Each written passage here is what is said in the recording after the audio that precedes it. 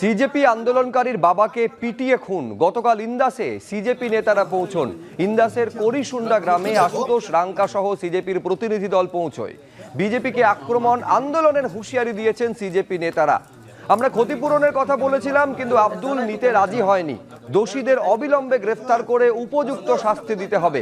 7 দিনের সময় দিয়েছি, তার মধ্যে ব্যবস্থা না হলে বৃহত্তর আন্দোলন, বলছেন আশুতোষ রাঙ্কা।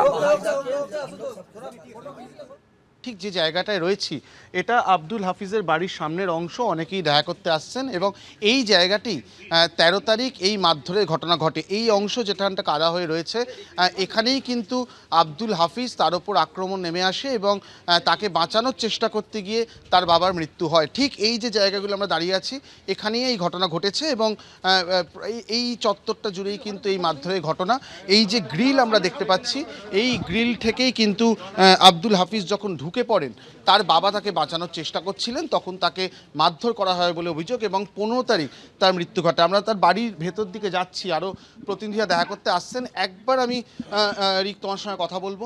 তুমি যেটা বলছো যে তুমি যন্ত্রমন্ত্র আন্দোলনে ছিলে এবং ফিরে এসে তুমি তোমার স্কুলের বিষয় প্রধান শিক্ষকের সঙ্গে কথা বলেছিলে, কি কি হয়েছিল?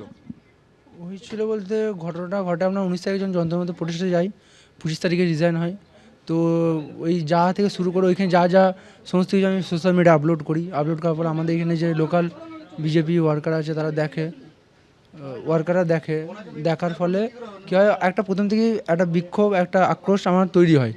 তারপর তখন ওরা বলে একটু হুমকি দেখায়, হাত দেখায় এবং এটাও বলে যে নাকি আমার আতঙ্কবাদী সংগঠনের সাথে আমি যুক্ত, পাকিস্তানি আমি। অ্যাকচুয়ালি আমার ফোনটা ওরা নিয়ে নিয়েছে, মানে যদি কে নিয়েছে, ফোনের মধ্যে সমস্ত কিছু এভিডেন্স সমস্ত কিছু আছে।